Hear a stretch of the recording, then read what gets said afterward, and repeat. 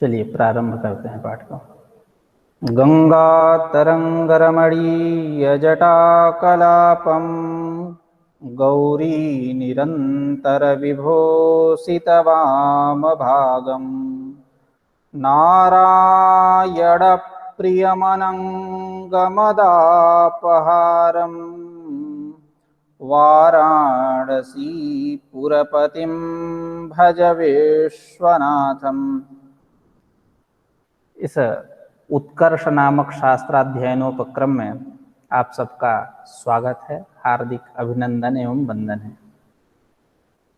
जैसा कि हम लोग सांख्य तत्व कौमुदी के अध्ययन क्रम में इस गूगल मीट नामक ऐप के माध्यम से जुड़े हुए हैं और इस विचार श्रृंखला में कुछ दूर तक हम लोगों ने यात्रा किया है, यानी यात्रा करते करते 5वीं कारिका तक हम लोग आ गए। आज 5वीं कारिका की संभवतः समाप्ति हो जाएगी।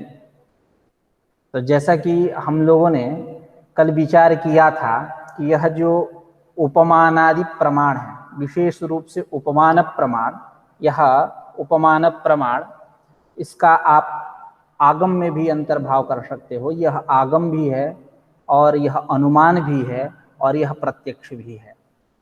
अब उसके बाद क्यों बात यह कह रहे हैं, क्योंकि सांख्याचार्यों को केवल 3 ही प्रमाण अभिमत हैं, तीन ही प्रमाण इष्ट है। त्रिविधम प्रमाणम इष्टम न न्यूनम नापि अधिकम त्रयोविधा अस्य प्रमाण सामान्यस्य। इस प्रकार आचार्य वाचस्पति मिश्र ने पूर्व में कहा था। तो अब बाकी जितने प्रमाण है उपमान आदि, जो अन्य वादियों के द्वारा, अन्य आचार्यों के द्वारा, तैरथिकों के द्वारा स्वीकृत जो प्रमाण है, उन सारे प्रमाणों का जो इनके 3 से अतिरिक्त हैं उनका अंतर्भाव ही करते हैं।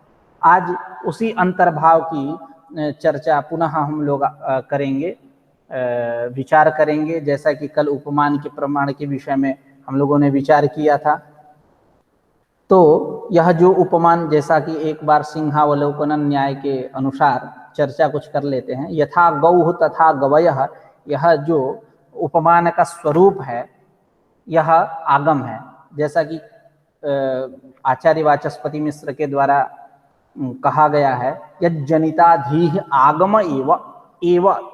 एक बात ध्यान दीजिएगा कि एव शब्द जो है आगम एव, अनुमानम एव, प्रत्यक्षम एव ऐसा कहेंगे तो आप ये कि आगम ही है, अनुमान ही है, प्रत्यक्ष ही है, ऐसा अर्थ करिएगा। तो यथा गौः तथा गवयः इति वाक्यम यज्जनिताधीः आगम, धीः नाम बुद्धि, मतलब यस्मात् वाक्यात् जनिताधीः, जिस वाक्य को सुनने के बाद जो बुद्धि उत्पन्न होती है, तदाकाराकारी जो बुद्धि हो रही है, तो यस्मात् वाक्यात् जनिताधीः बुद्धि ज्ञानम आगम एव, यह आगम ही है। और आगम के बाद केवल थोड़ा सा एक लाइन ही कहा उन्होंने, आचार्य वाचस्पति मिश्र ने। अब आगे अनुमान की चर्चा करते हुए कह रहे हैं, योपि अयम गवय शब्दो गो सदृशस्य वाचकः इति प्रत्ययः सोपि अनुमानम एव, फिर आ गया वहां अनुमानम एव। अयम शब्द का संबंध किसके साथ करना है? योपि अयम से किसको लेना है? प्रत्ययः, योपि अयम प्रत्ययः, ऐसा अन्वय करना है। यानी गो गवय शब्दः गो सदृशस्य वाचकः योपि अयम प्रत्ययः, गवय शब्दः गो सदृशस्य वाचकः इति योपि अयम प्रत्ययः, यह जो प्रत्यय है, ज्ञान है, सोपि अनुमानमेव, वह अनुमान ही है। क्यों? यो ही शब्दः यत्र वृद्धैः प्रयुज्यते सो असति वृत्त्यंतरे तस्य वाचकः। जैसा कि जो शब्द जिस अर्थ में वृद्धों के द्वारा प्रयोग किया गया है, वहां वृत्त्यंतर के न रहने पर, अभिधा वृत्ति से भिन्न लक्षणादि वृत्ति के न रहने पर वह शब्द उसी अर्थ का वाचक होता है। जैसे गो शब्द जो है गोत्व का वाचक है। यस, जैसा कि आप तर्क संग्रह पढ़े होंगे तो उसमें भी कहते हैं यद यस्मात् प्रतीयते तत्तस्य वाच्यम, तथा गामान इत्यत्र गो शब्दस्य गोत्वम, यत् इति गोत्वरूपः अर्थः यस्मात् प्रतीयते गो इति शब्दात् प्रतीयते तत् गोरूपः अर्थः तस्य वाच्यः उसका वाच्य है। उसका वाचक कौन है? गो शब्द, नहीं गोत्व रूप अर्थ उसका वाच्य है, वाचक गो। तो इस प्रकार जो शब्द जिस अर्थ में वृद्धों के द्वारा प्रयुक्त किया गया वहां वृत्ति यानी अविधा वृत्ति से भिन्न लक्षणादि वृत्ति के न रहने पर वह शब्द उसी अर्थ का वाचक है जिस अर्थ में प्रयोग किया गया। यो ही शब्द यत्र वृद्धैः प्रयुज्यते सह असति वृत्त्यंतरे तस्य वाचक। यथा उदाहरण में क्या दे, गो शब्द गोत्वस्य, गो शब्द गोत्व का वाचक है। अब वहां कामा होगा आगे, अब यहां तक धारा रुकी, अब आगे प्रयुज्यते चैवम गवय शब्दो गो सदृशे, फिर कामा इति तस्यैव वाचक इति तज्ज्ञानम अनुमानमेव, यहां तक। यानी ऐसा अन्वय करेंगे, गवय शब्द गो सदृशे प्रयुज्यते, गवय शब्द जो है गो सदृश इस अर्थ में वृद्धे ही प्रयुज्यते, वृद्धों के द्वारा प्रयोग किया जाता है। इति तस्यैव वाचकः, तस्यैव यानी गवय शब्द जो है गो सदृशस्यैव वाचकः, गो सदृश का ही वाचक है। इति तज्ज्ञानम, इस प्रकार यह जो ज्ञान है यह अनुमानमेव। फिर आगम के विषय में प्रत्यक्ष के विषय में यत्तु करके कहा गया था कि गवय के साथ चक्षुर इंद्रिय सन्निकर्ष है। प्रत्यक्ष मतलब इंद्रियार्थ सन्निकर्ष जन्यम ज्ञानम, यही है इंद्रियम, तस्मात् इंद्रियम प्रत्यक्षम, ऐसा तर्क संग्रह के लास्ट में लिखते हैं। एवं सन्निकर्ष षट्जन्यम ज्ञानम प्रत्यक्षम, ऐसा करके। तो गवय से चक्षु सन्निकृष्ट, अन्य ऐसा करिए सन्निकृष्ट से गवय से गो सादृश्य ज्ञानम तत् ज्ञानम प्रत्यक्षमेव आगमेव अनुमानमेव प्रत्यक्षमेव। उसी तरह यानी चक्षु सन्निकृष्ट जो गवय है, इस गवय का गो सादृश्य ज्ञान प्रत्यक्ष ही है। अतएव इसीलिए स्मर्यमाणायम गवि गो सादृश्य ज्ञानम प्रत्यक्षम, स्मर्यमाण जो गो वहां सादृश्य गवय सादृश्य ज्ञान प्रत्यक्ष है। क्यों? नहीं अन्यत गवय सादृश्यम अन्यच्च, नहीं अन्यत गवि सादृश्यम अन्यच्च गवय, यानी गो में सादृश्य दूसरा हो और गवय में सादृश्य दूसरा, ऐसा नहीं देखा जाता है। इसलिए चक्षु सन्निकृष्ट से गवयस्य गो सादृश्य ज्ञानम तत्प्रत्यक्षमेव, प्रत्यक्ष ही है। और सादृश्य क्या? भूयः अवयव सामान्य योगो ही जात्यंतरवर्ती जात्यंतरे सादृश्यम उच्यते। मतलब भूयः अनेक अवयवों के साथ जो सामान्य योग है, समानता है, जात्यंतरवर्ती। अब देखिए एक गवय है एक गो है, तो गो की अपेक्षा जात्यंतर कौन होगा? गवय। गवय की अपेक्षा जात्यंतर कौन होगा? गो। इस प्रकार जात्यंतरवर्ती प्रथमा एक वचन किसके साथ अन्वय करना है? भूयः अवयव सामान्य योगः, ऐसा। अब उसके बाद जात्यंतरे वो सप्तमी है, यानी जात्यंतरवर्ती यानी किसी दूसरे जाति में तदपेक्षा अन्य अन्य हो जाएंगे। जात्यंतरवर्ती भूयः अनेक अवयवों के साथ सामान्य योग, समानता ही जात्यंतर में सादृश्य के नाम से जाना जाता है, जानी जाती है समानता। सामान्य योग चैकः, सामान्य योग एक ही है। सचेत गवय, यदि वह सामान्य योग गवय में प्रत्यक्ष, गवय प्रत्यक्ष, गवय में प्रत्यक्ष है, तो गव्यपि तथेति गो में भी प्रत्यक्ष है। इति नोपमानस्य प्रमेयांतरम, इस प्रकार उपमानस्य प्रमेयांतरम न नास्ति नास्ति नास्ति, इस प्रकार उपमान का प्रमेयांतर कोई हुआ नहीं। यत्र प्रमाणांतर,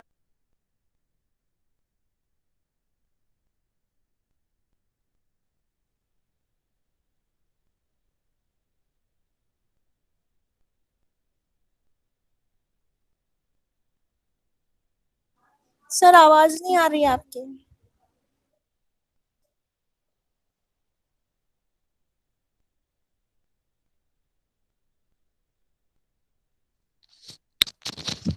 हेलो सर।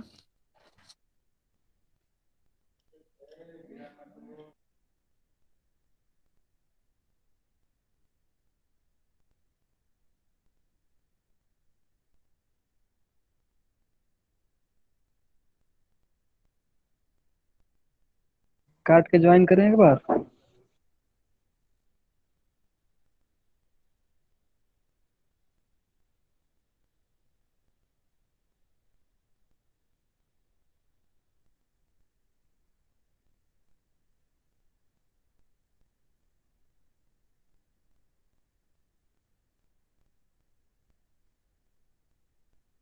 धीरज भैया गायब हो गए यार, बाकी सब तो जुड़े हैं। ए भाई साहब।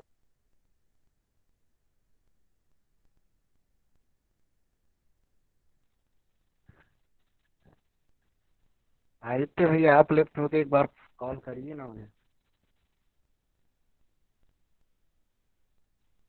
हेलो। हाँ हाँ, मैं कॉल करता हूँ उनको, एक बार मैं पूछता हूँ। जी।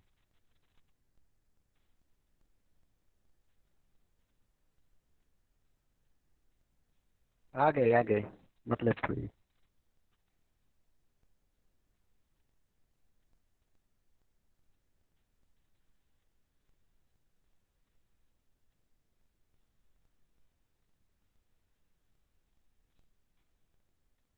उठे ना, आ रही है हमारी आवाज? हाँ सर, आ रही है। हाँ हाँ सर, आ सर। रही है। हाँ सर। ओके ओके, ठीक आ रही है सब। हाँ हाँ, आ गया हूँ, आ गया। ओके। कहाँ से पाठ, हमको पता ही नहीं चला, डिस्कनेक्ट हो गया। नेटवर्क नहीं है, वाईफाई काम नहीं कर रहा है। कहाँ से पाठ रुका है? हेलो। गो और गवय के बारे में सर आप बोल रहे थे। गो और गवय किस तरह से भिन्न है? अच्छा, प्रत्यक्ष पे वही एक सिंहावलोकन न्याय के अनुसार वो हम लोग ये सारी बातें कल हम लोगों ने कर लिया है। इस विषयों पे, इन विषयों पे चर्चा हम लोगों के द्वारा हो चुकी है। वही बता रहा था कि जैसे गवय के साथ चक्षुरिंद्रिय सन्निकर्ष है, तो चक्षु, जात्यंतर पे चर्चा हो रही थी भैया। अच्छा जात्यंतर पे, हाँ। हम्म। तो साथ से मतलब भूयः सामान्य, भूयः अवयव सामान्य योग। अब लोग म्यूट कर लें। कि मतलब धारा टूट जाती है तो फिर दिक्कत हो जाती है। खैर कोई बात नहीं। भूयः अवयव सामान्य योग ही जात्यंतरवर्ती जात्यंतरी सादृश्यम उच्यते। सादृश्य क्या है? तो जैसा कि हम लोग जानते हैं, तद्भिन्नत्वे सति तद्गत भूयो धर्मवत्वम, ऐसा कहते हैं। जैसा कि कल मैंने उदाहरण भी दिया था, कई प्रकार के उदाहरण दिए गए रहे। ठीक उसी प्रकार किसी जात्यंतर, जैसा कि गो के अपेक्षा गवय जात्यंतर है, गवय की अपेक्षा गो जात्यंतर है, तो जात्यंतरवर्ती जो सामान्य योग है, मतलब भूयः अवयव सामान्य योग है, मतलब अनेक अवयवों के साथ जो समानता है, उसके हाथ पैर मुंह इत्यादि अनेक धर्म को लेकर के, अवयव ही नहीं धर्मों को लेकर के जो समानता है, वह समानता ही किसी दूसरे जात्यंतर में सादृश्य, मतलब इसमें जो है वो यदि दूसरे में दिख रहा तो वो सादृश्य है। जात्यंतरवर्ती भूयः अवयव सामान्य योग, अनेक अवयवों की सादृश्यता, धर्मों की, गुण धर्मों की सादृश्यता ही जात्यंतर में, समानता ही जात्यंतर में सादृश्य कही जाती है। सामान्य योग च एक, सामान्य योग एक ही है सादृश्य समानता। यदि गवय में वो प्रत्यक्ष है तो गो गव्यपि गो में भी है। इस प्रकार उपमान का प्रमेयांतर कोई नहीं रहा, जिसके कारण प्रमाणांतर उपमान हो भवेत इति न प्रमाणांतर उपमान, प्रमाणांतर उपमान नहीं है। अब चर्चा करते हैं, नहीं तो आज समाप्ति भी करनी है ना। हाँ, तो एवं अर्थापत्तिरपि न प्रमाणांतरम। आवाज आ रही है ना आप जी लोग? भैया। हाँ चलिए। मैं इसलिए पूछता रहता हूँ कि आप लोगों में ऊर्जा समाहित रहे, इधर उधर मत जाइए, और ध्यान दत्त चित्त होकर, जैसे मैं पढ़ाता हूँ उसी प्रकार दत्त चित्त होकर के भी आप लोग सुनिए। हाँ, एवं अर्थापत्तिरपि न प्रमाणांतर, कह रहे अभी उपमान, उपमान प्रमाणांतर नहीं है, तो अर्थापत्ति करें एवं। देखिए यहां भी एवं आया, एवं मतलब जिस प्रकार उपमान को आगम में, अनुमान में, प्रत्यक्ष में अंतर्भाव दिखाया गया, यानी आगम के द्वारा, अनुमान के द्वारा, प्रत्यक्ष के द्वारा गतार्थता उपमान प्रमाण में दिखाई गई, ठीक उसी प्रकार एवं अर्थापत्ति रपि न प्रमाणांतर, वो उपमान प्रमाणांतर नहीं है, ठीक उसी प्रकार यह अर्थापत्ति भी प्रमाणांतर नहीं है। अब थोड़ी सी चर्चा हम करेंगे कि अर्थापत्ति है क्या, उसके बाद अंतर्भाव की चर्चा चलेगी, तो पहले अर्थापत्ति से तो परिचित हो जाए। देखिए एक वेदांत का ग्रंथ है, वेदांत परिभाषा, उसमें अर्थापत्ति परिच्छेद है, वहां भी आप जाकर के इसको देख सकते हैं, लेकिन मैं सूत्र रूप से बता दे रहा हूं। अर्थापत्ति मतलब जैसे उदाहरण से, पहले डायरेक्ट उदाहरण पे जाते हैं, उसके बाद लक्षण इत्यादि की चर्चा करेंगे। पीनोयम देवदत्तः दीवान भुंक्ते, अयम देवदत्तः पीनः परम दीवान भुंक्ते। इसका हिंदी अर्थ हुआ ये, यह देवदत्त मोटा है लेकिन दिन में खाता नहीं है, यह आदित्य मोटा है वह दिन में खाता नहीं। तो प्रश्न ये उठेगा कि वो कैसे मोटा हो गया? प्रमाणाभास भैया, मैं मोटा नहीं हूँ। हम जानते थे तुम मोटे नहीं हो। खैर कोई बात नहीं, कोई बात नहीं, हम कल्पना करेंगे मोटे हो जाओ भविष्य में, कहीं कहते कहते कहते शायद तुम मोटे हो जाओगे, तुम्हारे लिए उसकी आवश्यकता भी है मोटाई की। खैर, तो पीनोयम देवदत्ता दीवान भुंक्ते, यह देवदत्त जो है मोटा है लेकिन दिन में नहीं खाता है। तो यह देवदत्त मोटा है, दिन में नहीं खाता, तो बात यह है कि कैसे मोटा हो गया? तो आप क्या करोगे? रात्रि भोजन की कल्पना करोगे कि रात में खाता होगा। खाता होगा मतलब खूब खाता होगा, मलाई खाता होगा, रबड़ी खाता होगा, रसमलाई खाता होगा, मालपुआ खाता होगा, दवा खाता होगा मोटा होने वाला इत्यादि। आप कल्पना करोगे? करोगे ना? नहीं तो भैया वो मोटा हो कैसे सकता है? हवा पी के तो होगा नहीं, खाता होगा। आपने कल्पना किया, तो यहां पीनत्व को देख करके आपने कल्पना किया। पीन है, मोटा है, पीनी बराबर इक्वल टू मोटा, स्थूल। तो आपने पीन को देखा, उसके बाद आपने यह कल्पना किया कि यह रात में खाता होगा। तो पीनत्व जो है वो उपपाद्य शब्द के द्वारा कहा जाएगा, रात्रि भोजन जो है उपपादक शब्द के द्वारा कहा जाएगा। ठीक है, जिसका लक्षण होता है उपपाद्य ज्ञानेन उपपादक कल्पनम अर्थापत्ति ही। जहां उपपाद्य के द्वारा उपपादक की कल्पना की जाए वो अर्थापत्ति है। तो उपपाद्य यानी पीनत्व, वो उपपाद्य जो है कर्ण है और उपपादक जो है वो फल है। अर्थापत्ति शब्द जो है प्रत्यक्ष के समान है। मतलब प्रत्यक्ष के समान का मतलब क्या है? शब्द जिस प्रकार प्रत्यक्ष शब्द जो है प्रमा रूप अर्थ में भी प्रयुक्त होता है, प्रमाण रूप अर्थ में भी प्रयुक्त होता है, ठीक उसी प्रकार अर्थापत्ति शब्द भी प्रमा अर्थ को देता है और प्रमाण अर्थ को देता है। प्रमा अर्थों को देता है, जैसे हम कहते हैं प्रत्यक्ष प्रमा, प्रत्यक्ष प्रमाण भी कहते हैं, लेकिन अनुमान में अलग है। अनुमिति प्रमा, अनुमान प्रमाण, उपमिति प्रमा, उपमान प्रमाण कहते हैं। शब्द प्रमा, शब्द प्रमाण, लेकिन प्रत्यक्ष में ऐसा तो कहते नहीं है। प्रत्यक्ष प्रमा भी और प्रत्यक्ष प्रमा। उसी प्रकार अर्थापत्ति शब्द जो है यह प्रमा,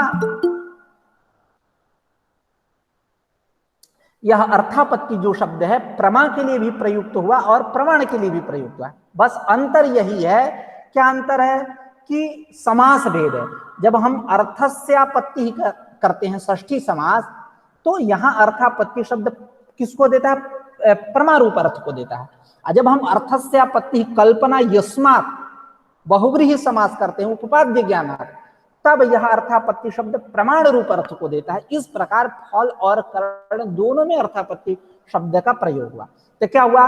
यानी उपपाद्य ज्ञानेन उपपादक कल्पनम अर्थापत्ति। उपपाद्य ज्ञान कर्ण है, उपपादक क्या है? फल है, प्रमा है। ठीक है, अब उपपाद्य उपपादक क्या है, तो इसकी भी हम चर्चा करते हैं। ये न बिना यदनुपन्नम तत्र उपपाद्यम, मतलब जिसके बिना जो अनुपपन्न हो। रात्रि भोजन के बिना पीनत्व क्या है? अनुपपन्न है, पीनत्व हो ही नहीं सकता। इसलिए रात्रि भोजनम उपपादकम ये न बिना यदनुपन्नम, यदनुपन्नम तत्र उपपाद्य। पीनत्व यत् से जिसको लिए उसी को तत् से, तो पीनत्व उपपाद्य हुआ। यस्याभावे यस्य अनुपत्ति तत्र तत्र उपपादकम। रात्रि भोजनस्याभावे तादृशस्य पीनत्वस्य अनुपत्ति, अतः रात्रि भोजनम उपपादकम। इस प्रकार उपपादक और उपपाद्य के विषय में हम लोगों ने जाना।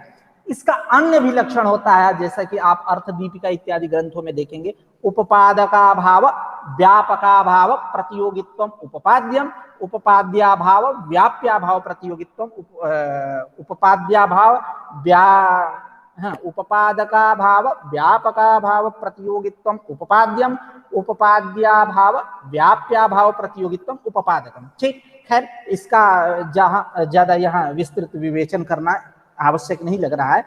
आप उपपादक उपपाद्य से परिचित हो गए, रात्रि भोजन पीनत्व से परिचित हो गए, यानी आप अर्थापत्ति प्रमाण से परिचित हो गए। ठीक है, इसी अर्थापत्ति का पहले दो भेद करते हैं, दृष्टार्थापत्ति, श्रुतार्थापत्ति। ठीक है, जब श्रुतार्थापत्ति में बात ये क्यों कह रहा हूं, क्योंकि यहां अभी कहने वाले हैं जीवितः चैत्रस्य गृहाभाव दर्शनेन बहिर्भावस्य अदृष्टस्य कल्पनम अर्थापत्ति अभिमता वृद्धानम। अभी चैत्र की चर्चा होने वाली है। तो जैसे अर्थापत्ति प्रमाण में कहते हैं उसके दो भेद, दृष्टार्थापत्ति, श्रुतार्थापत्ति। श्रुतार्थापत्ति के भी दो भेद करते हैं, अभिधानानुपत्ति, अभिहितानुपत्ति। खैर हमको भेद प्रभेद से कोई मतलब नहीं है, हम श्रुतार्थापत्ति की चर्चा करेंगे। श्रुतार्थापत्ति का क्या लक्षण होता है, तो श्रूयमाण वाक्यस्य स्वार्थानुपपत्ति मुखेन अर्थांतर कल्पनम। जैसे तरत शोकम आत्मवित्, इसका हिंदी में अर्थ होता है आत्मवित् शोकम तरति। आत्मवित् यानी ब्रह्मज्ञानी शोक को पार करता है, शोक को पार करता है यानी त्रितरति मतलब त्रिप्लवन करणयोः, पार करता है। तो आप जैसे गंगा जी इत्यादि नदी नाला पार करते वैसे नहीं पार करता है, वो पार करता है ज्ञान से। तो आत्मवित् शोक को पार करता है। तो अब कह रहे हैं कि यह शोक को पार करता है, उसमें ज्ञान निवर्त्यत्व कैसे बैठेगा, वो ज्ञान से निवर्त्यत्व है। जब तक आप उसको मिथ्याभूत नहीं मानोगे तो ज्ञान से निवर्त्य कैसे होगा, ज्ञान निवर्त्यत्व उसमें कैसे बैठेगा। क्योंकि पहले लक्षण घटाओ, श्रूयमाण वाक्यस्य स्वार्थानुपत्ति मुखेन अर्थांतर कल्पनम। श्रूयमाण वाक्यस्य तरत शोकम आत्मविति एवं भूतस्य वाक्यस्य। ठीक है, श्रूयमाण वाक्यस्य स्वार्थानुपपत्ति मुखेन, स्वार्थानुपपत्ति मुखेन क्या स्वार्थ अनुपपन्न हुआ, ज्ञान निवर्त्यत्व नहीं है। ज्ञान निवर्त्यत्व से अन्यथा अनुपपत्तिया, अन्यथा अनुपपत्ति होने पर, अनुपपत्ति होने पर, यही स्वार्थानुपत्ति हो रही। स्वार्थानुपत्ति मुखेन अर्थांतर कल्पनम। अर्थांतर की कल्पना क्या, अर्थांतर की कल्पना होती है शोक शब्दवाच्य बंध जातस्य ज्ञान निवर्त्यत्वस्य अन्यथा अनुपपत्त्या बंधस्य मिथ्यात्वम कल्प्यते। बंध जो है मिथ्या, अब वो ज्ञान के द्वारा निवर्त्य होगा। तो खैर दूसरा उदाहरण देते हैं, जीवितः, जीवितः चैत, जीवितः देवदत्तस्य, जीविनः देवदत्तः नहीं, क्या वहां बताते हैं जीवी देवदत्तो गृहे नेति। जीवित है देव लेकिन घर में नहीं है, तो घर में नहीं है यानी घर में नहीं है तो बाहर होगा। जीवी देवदत्तो गृहे नेति इत्यत्र जीविनः देवदत्तस्य गृहासक्तम बहिषत्वम कल्प्यते। तो वहीं की बात उठा करके यहां अब कहने वाले हैं। खैर आप ज्यादा प्रपंच में पड़ गए होंगे, समझ में आई बात मैं जो कहा। एक बार भैया लक्षण बोल देते श्रुतार्थापत्ति का। किसका, श्रूयमाण वाक्यस्य स्वार्थानुपपत्ति मुखेन अर्थांतर कल्पनम तरत शोकम आत्मवित् इति। ठीक है, हो गया, हो गया। बाकी लोग समझ गए ना?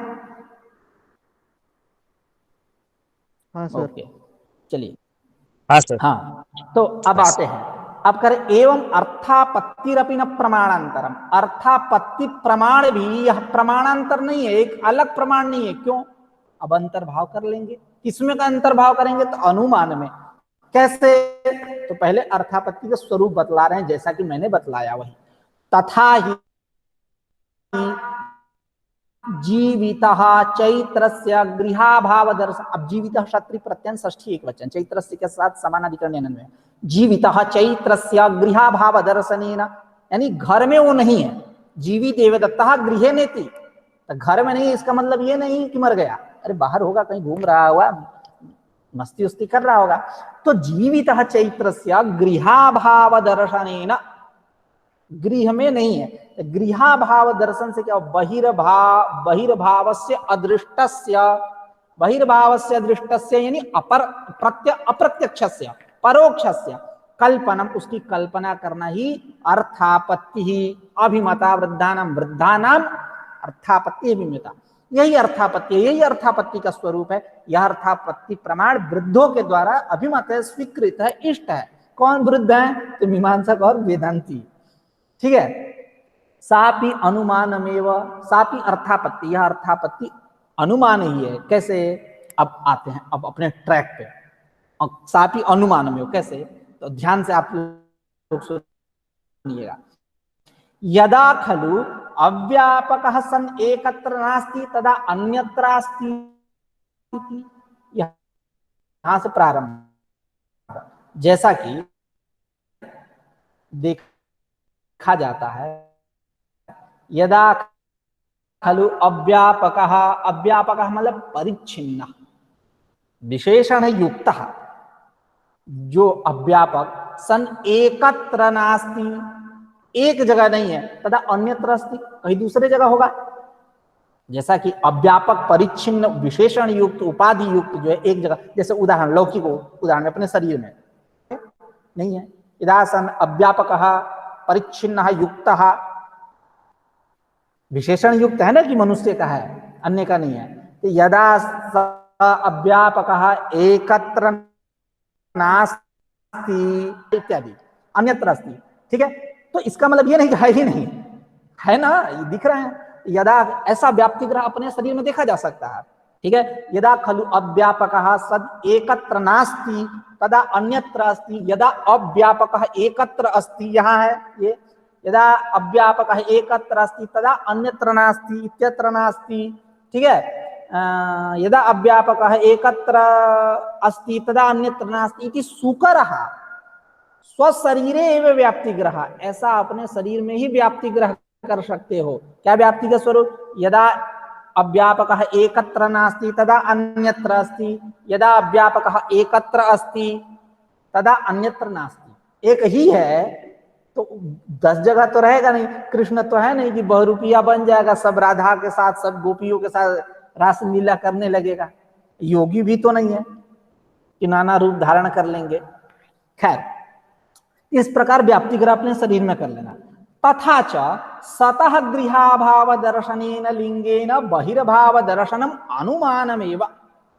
तथा च सतः, सत्री प्रत्यान, अस धातु सत्री प्रत्यान, अस भूमि षष्ठी एक वचन। सतः मतलब जीवितः यानी चैत्रस्य, ऐसा समानाधिकरण अन्वय करना। सतः जीवितः चैत्रस्य गृहाभाव दर्शनेन लिंगेन, गृहाभाव घर में नहीं है, तो गृहाभाव रूप लिंग के कारण, हेतु के कारण बहिर्भाव दर्शनम अनुमानम एवं, बाहर होगा इसका हम अनुमान करेंगे, जबरदस्ती ही करेंगे, लिंग करेंगे, ये कह रहे हैं कि जबरदस्ती नहीं, ऐसा व्याप्ति बन जाएगा। तो तथा च सतः जीवितः चैत्रस्य गृहाभाव दर्शनेन लिंगेन बहिर, यही लिंग बनेगा, हेतु बनेगा, प्रयोजक साधन बनेगा। हेतु क्या? गृहाभाव, घर में नहीं है तो नहीं होता। अरे कहाँ गया होगा, जैसे कोई सामान वामान ढूंढते हैं तो मैं तो यहीं रखा था, कहाँ है, नहीं है, तो कहते चलो वहां होगा, तो चलो वहां होगा, यही क्या है, अनुमान ही तो है, वहां होगा। तो तथा च सतः जीवितः चैत्रस्य गृहाभाव दर्शनेन लिंगेन बहिर्भाव दर्शनम अनुमानमेव। ठीक है, सामान्य बात। अब आते हैं और न च चैत्रस्य क्वचित सत्वेन गृहाभावः शक्यः अपहनोतुम् येन असिद्धः बहिर्भावः गृहाभावे, येन असिद्धः गृहाभावो बहिर्भावे न हेतुः स्यात्। अब देखिए कह रहे हैं कि न को हटाइए, अभी नहीं, न स्यात् ऐसा बाद में करेंगे। चैत्रस्य क्वचित सत्वेन, चैत्र कहीं है, बाहर है, घर में नहीं है, बाहर है। चैत्रस्य क्वचित सत्वेन गृहाभावः शक्य अपहनोतुम् न शक्य अपनोतुम् न शक्य। आप गृहाभाव को झूठा नहीं सकते, उसका अपलाप नहीं कर सकते, यानी अपहनोतुम् मतलब अपलपितुम यानी अपलाप नहीं कर सकते। मतलब इसका मतलब ये है कि चैत्र से क्वचित सत्वेन, चैत्र के कहीं होने से गृहाभाव अपहनोतुम् न शक्य, गृहाभाव का अपलाप नहीं कर सकते कि घर में है ही नहीं। ठीक है, गृहाभाव मतलब घर में है ही नहीं का मतलब ये नहीं, घर गृहाभाव। ठीक है, मतलब चैत्र कहीं होगा, क्वचित सत्वेन, कहीं होगा, घर में नहीं है तो कहीं होगा। इसका मतलब ये नहीं कि घर में है, आप वहां क्योंकि प्रत्यक्ष चक्षुर इंद्रिय से दिख रहा है कि घर में नहीं है, गृहा भाव का अपलाप नहीं कर सकते। घर में उसका अभाव है ही, घर में उसका अभाव है ही, क्योंकि प्रत्यक्ष चक्षुर इंद्रिय के द्वारा देख रहा है, नहीं है। तो चैत्र से क्वचित सत्वेन, चैत्र के कहीं होने से गृहा भाव का आप अपलाप नहीं कर सकते। ये ना जिसके बल से असिद्ध गृहा भाव असिद्ध हो जाए, ये ना असिद्ध गृहा भाव बहिर्भाव न हेतु, जिससे गृहा भाव असिद्ध हो जाए और बहिर्भाव में हेतु ना हो। ये बात क्यों कह रहे हैं? क्यों? इसलिए कि हम गृहा भाव को असिद्ध कर देंगे, इसको प्रयोजक बनाएंगे नहीं, हेतु बनाएंगे ही नहीं। किसमें? बहिर्भाव के अनुमान में ये करेंगे न, ऐसा आप नहीं कह सकते। ठीक है कि चैत्र के कहीं विद्यमान होने पर, कहीं होने पर गृहा भाव का आप अपलाप नहीं कर सकते, जिससे गृहा भाव असिद्ध हो जाए और बहिर्भाव में हेतु न बने, हेतु न स्यात्, ऐसा आप नहीं कह सकते। ठीक है, न का पहला जो है अपहनो तुम न, ऐसा करना है। ठीक है कि चैत्र के कहीं होने पर गृहा भाव का आप अपलाप नहीं कर सकते, जिससे असिद्ध हो जाए गृहा भाव और बहिर्भाव में न हेतु स्यात्, हेतु न हो। न च गृहा भावेन वा सत्वम अपनुयते, ये न सत्वमेव अनुपपद्यमानम आत्मानं न बहिरवस्थापयेत्। कह रहे हैं दूसरी बात कि गृहा भावेन न सत्वम अपनुयते, गृहा भाव रूप लिंग के द्वारा आप सत्य का भी अपलाप नहीं कर सकते। ये नहीं कि बाहर होगा ही नहीं, दोनों बात इधर से पकड़ रहे हैं। यानी गृहा भाव से मतलब घर में नहीं है, दिख रहा आंख से, तो गृहा भाव रूप से, हेतु से, लिंग से आप यह नहीं कह सकते कि चैत्र कहीं नहीं होगा, आप नहीं कह सकते। होगा, मस्ती कर रहा हो, खेल रहा हो, ओला पाती खेल रहा है, घूम रहा है, घुमा रहा है। ठीक है, तो इस प्रकार न तो गृहा भावे न वा सत्वम अपनुयते, गृहा भाव से आप सत्व का भी अपलाप नहीं कर सकते। ये ना जिसके कारण सत्वमेव अनुपपद्यमानम, सत्व ही अनुपपन्न हो जाए, और जब सत्व अनुपपन्न हो जाएगा आत्मानम न बहि अवस्थापयेत्, तब चैत्र की बाहर स्थापना ही नहीं हो पाएगी। सत्व ही जब अनुपपन्न हो गया तो बहि सत्व की कल्पना कैसी? ठीक है, तो उस पे ये करेंगे न, आप ऐसा नहीं कह सकते। ठीक है कि गृहा भावेन लिंगेन हेतुना, गृहा भाव रूप लिंग के द्वारा आप सत्व का, चैत्र के सत्व का अपलाप नहीं कर सकते, जिससे सत्व ही असिद्ध हो जाए और चैत्र के बहिर्भाव का, जैसे चैत्र का बहिर्भाव में स्थापना ना हो, बाहर है चैत्र इसकी स्थापना ना हो। ये न सत्वमेव अनुपपद्यमानम आत्मानं न बहि अवस्थापयेत्, जैसा कि उसकी बाहर में स्थापना ही ना हो जाए। ठीक है, गृहा भाव के द्वारा आप सत्व का भी अपलाप नहीं कर सकते, जिससे सत्व ही अनुपपन्न हो जाए और चैत्र की बाहर स्थापना न हो। तथा ही करें चैत्रस्य गृहसत्वेन सत्वमात्रं विरुध्यते, यानी चैत्रस्य गृहसत्वेन नहीं सर, चैत्रस्य गृहासत्वेन, चैत्रस्य गृहासत्वेन सत्वमात्रं विरुध्यते। गृहसत्वम वा, पूर्व पक्ष।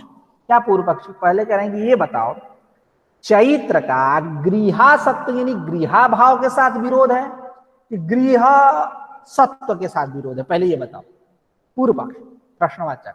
क्या कि चैत्र से गृहा सत्वेन विरुध्यते?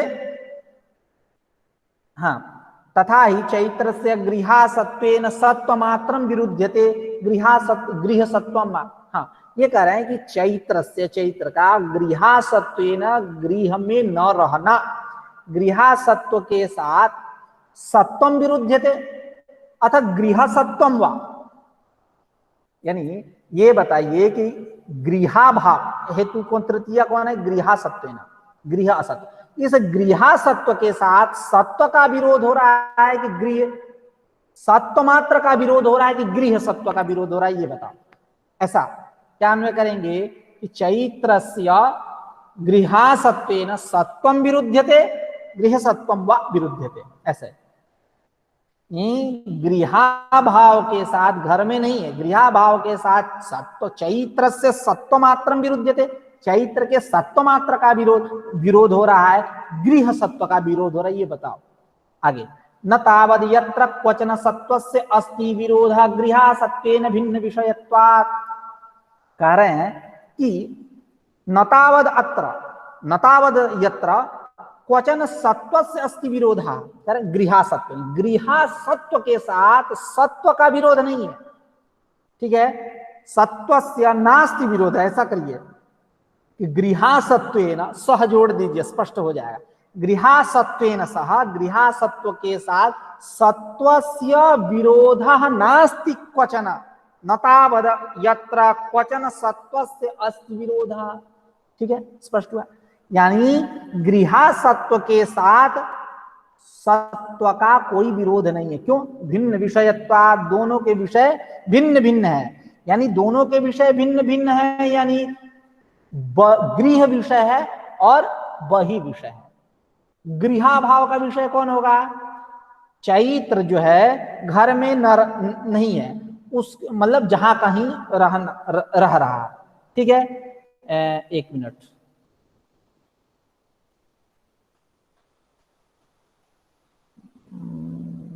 हाँ ऐसा अर्थ करेंगे, क्योंकि दोनों का भिन्न भिन्न विषय है। गृहा भाव का विषय कौन है?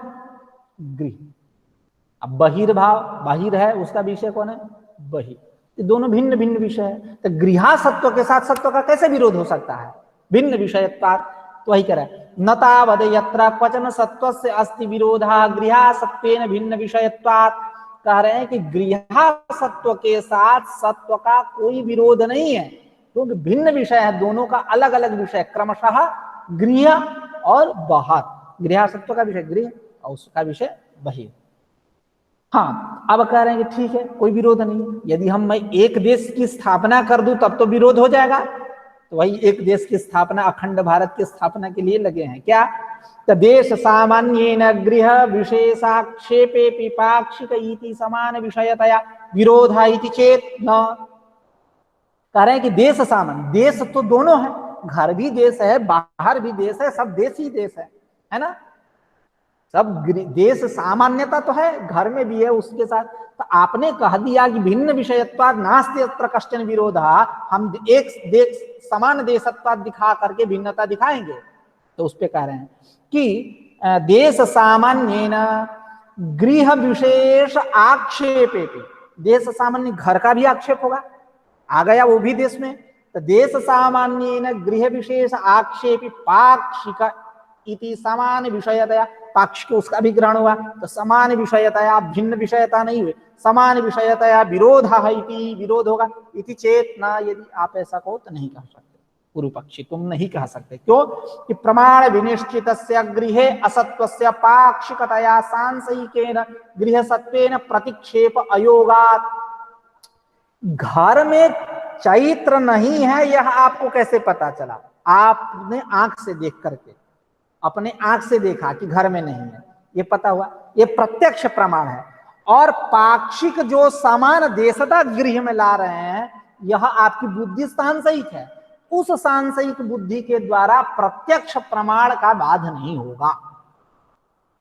ठीक है, आपने यही कहा ना, अरे अन्यत्र होगा तो देश तो घर में है, घर में भी होगा, तो घर में होगा तो गृह सत्व के साथ गृह में न रहना और फिर रहना, ये विरोधी हो गए ना।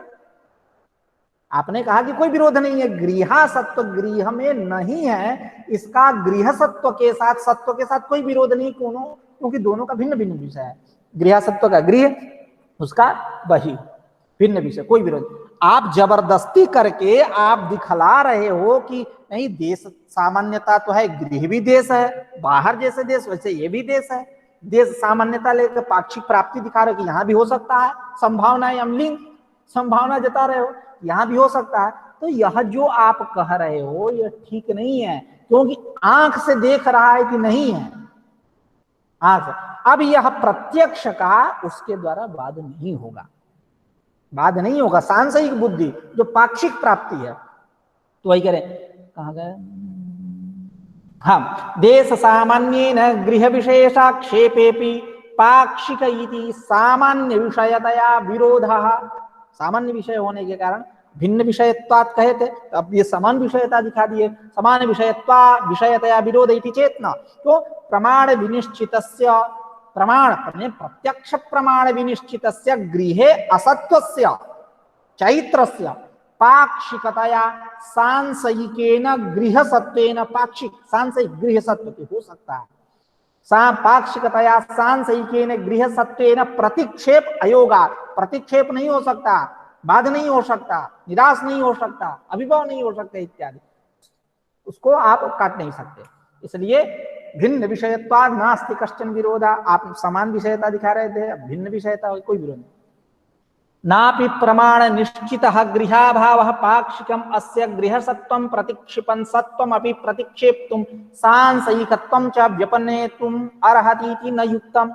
अब कह रहे हैं नापि प्रमाण निश्चितः गृहाभावः पाक्षिकम् अस्य गृहसत्वं प्रतिक्षिपन् सत्वम् अपि प्रतिक्षेप्तुं सांशयिकत्वं च व्यपनेतुम् अर्हति न युक्तम, न युक्तम, ऐसा युक्तम न युक्तम न हटे। प्रमाण विनिश्चितस्य गृहाभावः, प्रमाण विनिश्चित है, प्रत्यक्ष प्रमाण निश्चित गृहाभाव, यह गृहाभाव पाक्षिकम अस्य गृहसत्वं प्रतिक्षिपन्, अस्य सतः जीवितः चैत्रस्य, इस चैत्र के गृहसत्व का निराश करते हुए, अब प्रत्यक्ष ही बात करेगा तो प्रत्यक्ष प्रमाण निश्चितः है ना, प्रमाण निश्चितः गृहाभाव, प्रथमा प्रथमान में कहिए, प्रमाण निश्चितः गृहाभाव, प्रत्यक्ष प्रमाण निश्चितः गृहाभाव पाक्षिकम अस्य, अस्य सतः चैत्रस्य, इस चैत्र का गृहसत्वं प्रतिक्षिपन, पाक्षिकम गृहसत्वं प्रतिक्षिपन, उसका पाक्षिक गृहसत्व का निराश करते हुए सत्वम अपि प्रक्षेप्तुम, सत्व का भी निराश करेगा और सांशयिकत्व का भी निराश करेगा, आप ऐसा नहीं कह सकते। ठीक है, क्या कि प्रमाण निश्चित, यानी प्रत्यक्ष प्रमाण के द्वारा निश्चित गृहाभाव जो है, यह गृहाभाव इस चैत्र के पाक्षिक गृह सत्व का निराश करते हुए उसके सत्व का भी और सांशयिकत्व का भी व्यपनेतुम अर्हति, निराश करेगा, ऐसा नहीं कह सकते। तो गृहावच्छिन्नेन चैत्राभावेन गृहसत्वं निरुद्धत्वात् प्रतिक्षिप्यते, तो गृहावच्छिन्नेन चैत्राभावेन, चैत्र का अभाव कहाँ है, केवल घर में नहीं है, बाहर है, तो गृहावच्छिन्नेन चैत्राभावेन, इस चैत्राभाव के द्वारा गृहसत्वं निरुद्धत्वात्, गृहसत्व का केवल विरोध है, गृह सत्व का विरोध होने से प्रतिक्षिप्यते, उसका परिहार होगा, उसका बाध होगा, अन्य का नहीं। न तो सत्व मात्रम, सत्व मात्र का परिहार नहीं होगा, निराश नहीं होगा, क्यों कि तस्य तत्र औदासीन्या, तस्य मतलब गृहासत्वस्य, गृह में नहीं है इसका, तत्र औदासीन्यात, तत्र औदासीन्यात मतलब जहां कहीं भी है उसके साथ औदासीन्यात विरोधाभाव, कोई विरोध ही नहीं है, यानी गृह सत्व का, गृहासत्व का घर में नहीं है। यानी क्या बात हुई, फिर से कह रहे हैं कि प्रमाण, प्रत्यक्ष प्रमाण के द्वारा निश्चित जो गृहाभाव है, यह गृहाभाव चैत्र के पाक्षिक गृहसत्व, जो देशता को लेकर के बात किए थे, पाक्षिक गृहसत्व का निराश करते हुए उसके सत्व का भी निराश करेगा, उसके संदिग्धता का भी निराश करेगा, ऐसा आप नहीं कह सकते।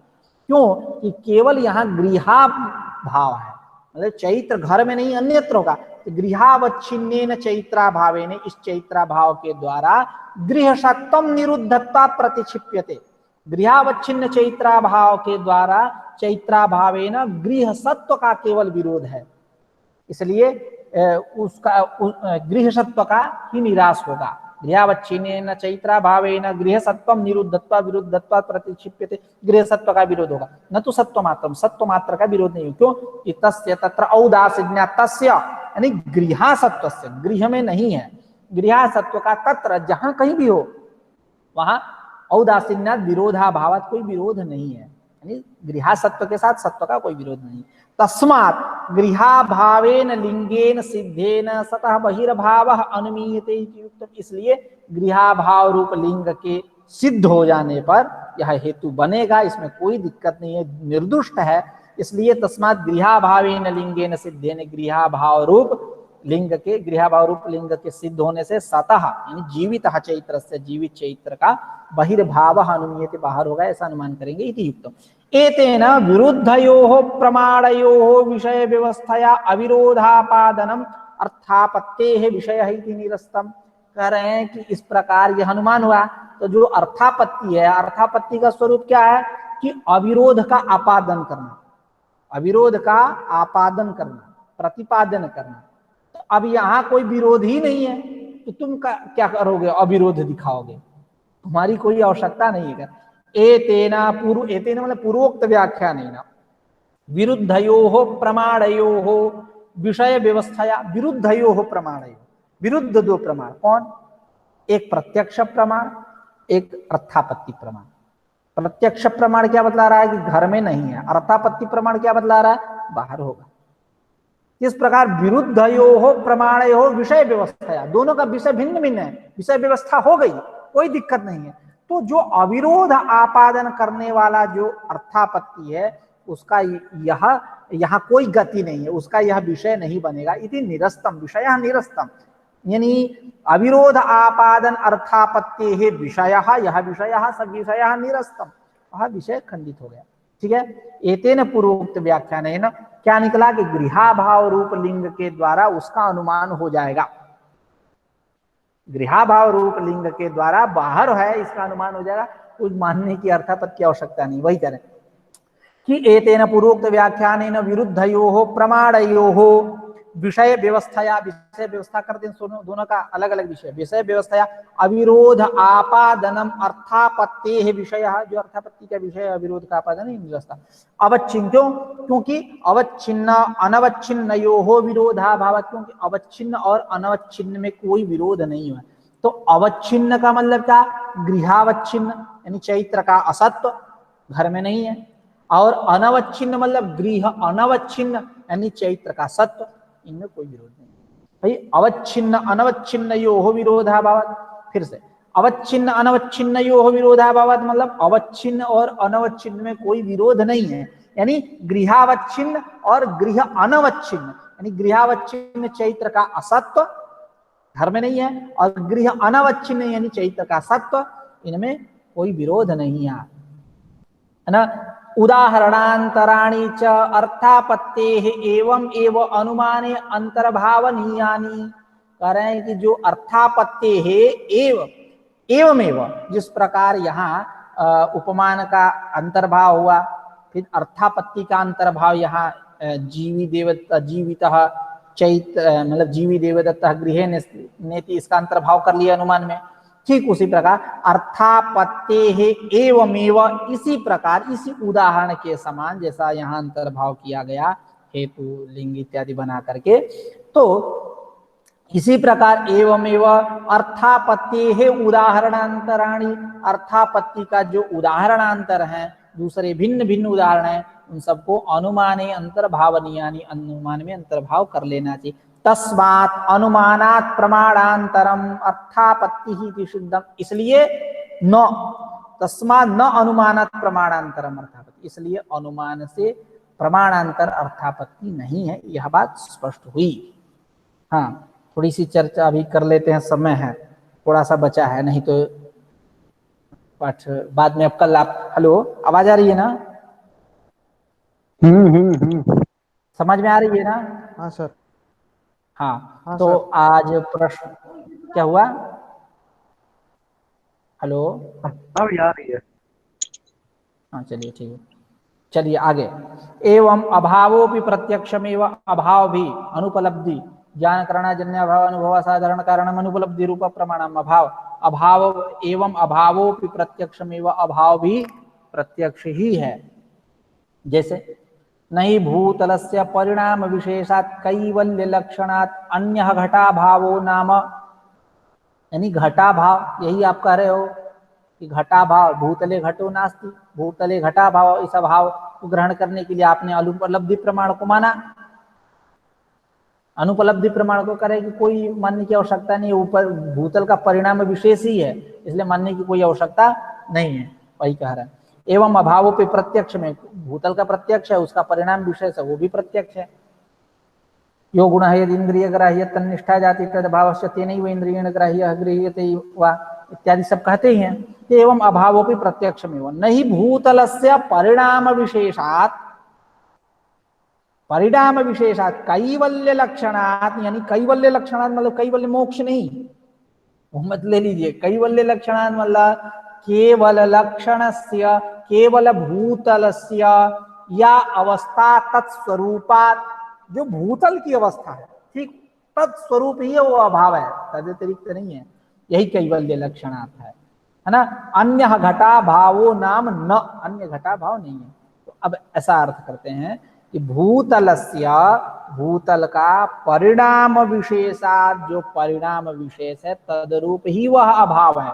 तो भूतलस्य परिणाम विशेषात कैवल्य लक्षणात्, यानी केवल भूतस्य या अवस्था, केवल भूतलस्य या अवस्था तत्स्वरूपात् कैवल्य लक्षण, अन्य घटाभाव है ना, अन्य घटाभाव नहीं है तद्रूप ही है।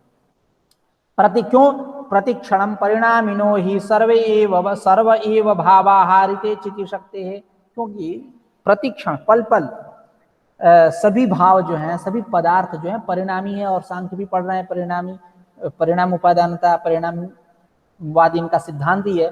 तो प्रतिक्षण जो सभी पदार्थ जो है क्या है, परिणामिनः, परिणामशील है। लेकिन ऋते चिति शक्ति है, चिति शक्ति परिणामशील नहीं, वो अपरिणामी है। इस प्रकार भूतल का ही परिणाम विशेष है, एक अवस्था विशेष है वो अभाव, प्रत्यक्ष ही अन्य नहीं है। सच परिणाम भेद ऐन्द्रियकः इति नास्ति प्रत्यक्ष अनवरुद्ध विषय यत्र अभावः वयं प्रमाणांतरम अभ्युपेयम। कह रहे हैं कि परिणाम सच परिणाम भेद, यह जो परिणाम भेद है, किसका परिणाम विशेष, परिणाम भेद भूतल का, यह जो परिणाम भेद है ऐन्द्रियकः नास्ति, ऐन्द्रिय का ही, अच्छा सच परिणाम भेद ऐन्द्रियकः, यह परिणाम भेद कैसा ऐन्द्रियक है, इंद्रिय के द्वारा इसको देखा जा सकता है।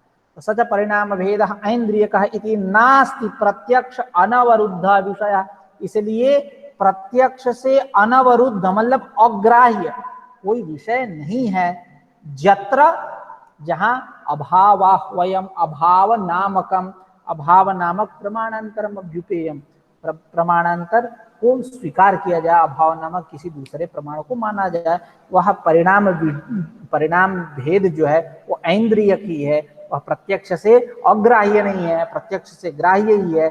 इसलिए अभाव नामक हाँ सच परिणाम भेद ऐन्द्रियकः इति नास्ति प्रत्यक्ष अनवरुद्ध, प्रत्यक्ष से अग्राह्य नहीं है इति प्रत्यक्ष नास्ति प्रत्यक्ष अनवरुद्ध विषय, कोई ऐसा विषय नहीं है जो प्रत्यक्ष से अग्राह्य हो। यत्र अभावः वयं प्रमाणांतरम अभ्युपेयम, जहाँ अभाव नामक दूसरा प्रमाण माना जाए। आगे संभव, पौराणिक संभव किस लिए, तो जैसे ये आप देखिए नापने का पहले यंत्र होता था, पहले इस समय किलो बटकारा 100 ग्राम 50 ग्राम ये सब चल रहा है। पहले क्या था दूसरा होता था, अष्टमुष्टि भवित कृंची, कृंची च चतुराढ़कम, चतुराढ़को भवित द्रोण, खारी द्रोण चतुष्टयम इत्यादि। जैसे लोक में ले लेते हैं, सब छोड़ देते हैं।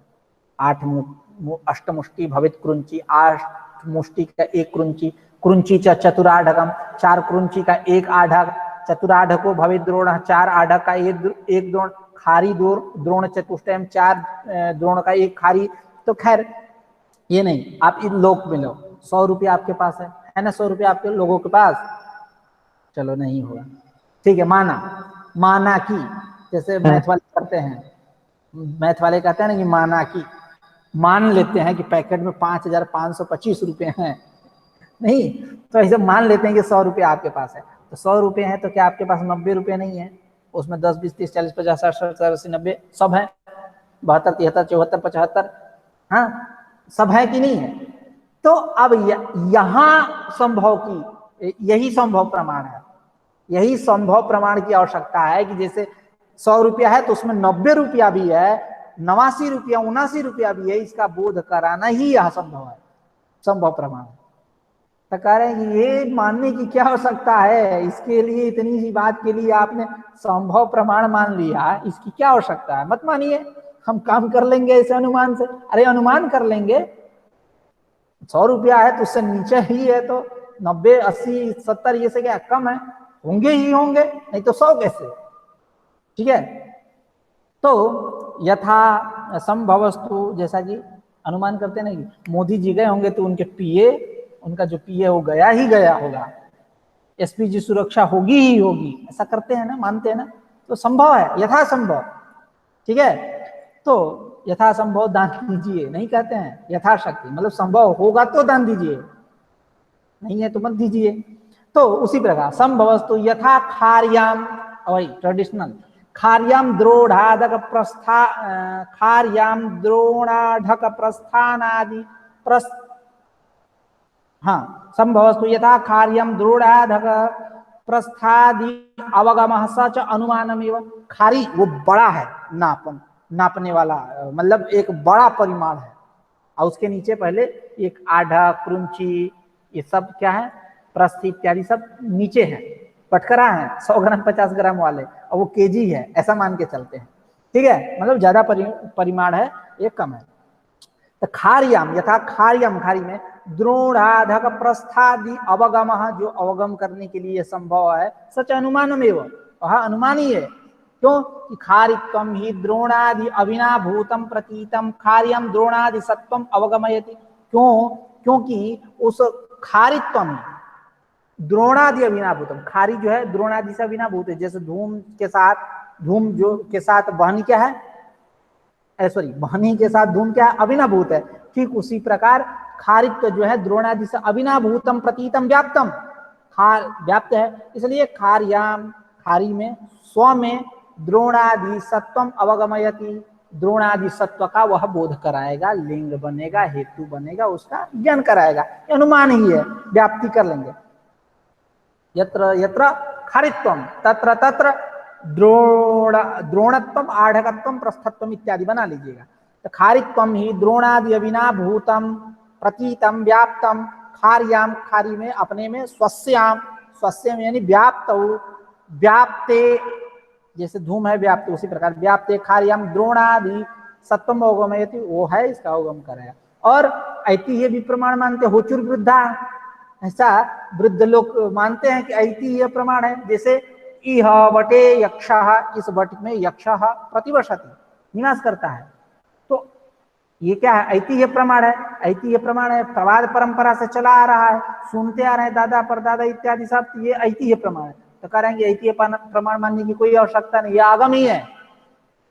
पहली बात कि आप कहोगे कि अनिर्दिष्ट प्रवक्ता, प्रवक्ता का यदि निर्देश नहीं है, जानते नहीं कि कहां से परंपरा चली आ रही है, तो ये पहले सांसायिक होने से भ्रम हो जाएगा। और दूसरी बात, जहां मान लिए कि वक्ता का निर्देश हो गया तो ये आगम हो गया।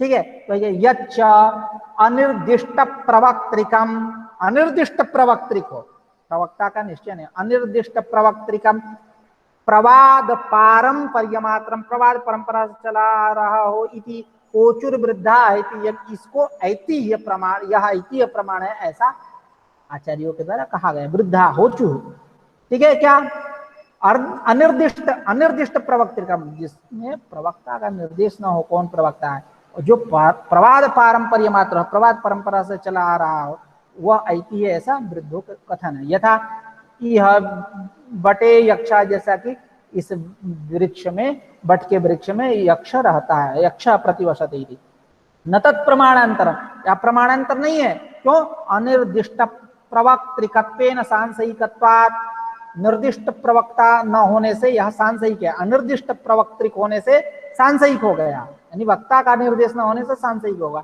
आप वक्त्रिकत्व निश्चय तो आगम, जहां मान लिए कि इसके वक्ता जो है हमारे दादा कहत रहे, मतलब ऐसा मान लेंगे आप्त वक्त्रिकत्व का निश्चय, निश्चय सती, निश्चय होने पर आप्त वक्त्रिकत्व निश्चय सती आगम एवं आगम ही है।